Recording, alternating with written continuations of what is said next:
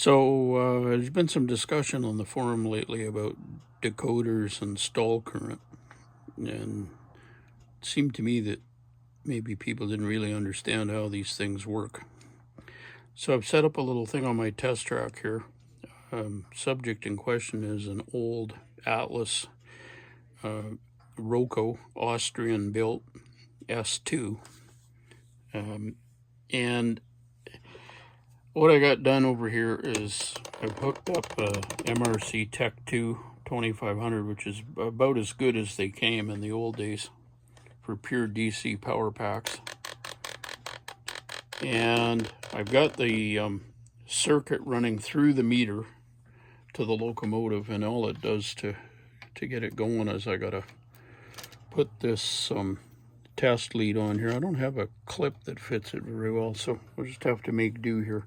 So first thing I'm going to do, the loco's on rollers, and I'm going to run it up to speed, and it'll stabilize around 0.4 of an amp, and it doesn't matter which direction it's going in. That's about where it runs. You notice it went up a little higher, so as it overcomes the internal friction and so forth in the motor, it eventually settles down at around 0.4.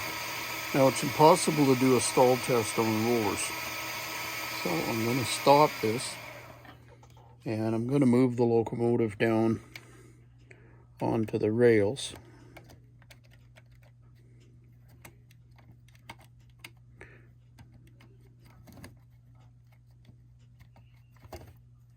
Still got something. Okay, there we go. As soon as it doesn't tick on the ties, you know it's done. Now I got it going the wrong way here. So we'll run it forward and just watch the ammeter. So now it's spinning free, and you notice the current's a little higher because there's some resistance that's overcoming.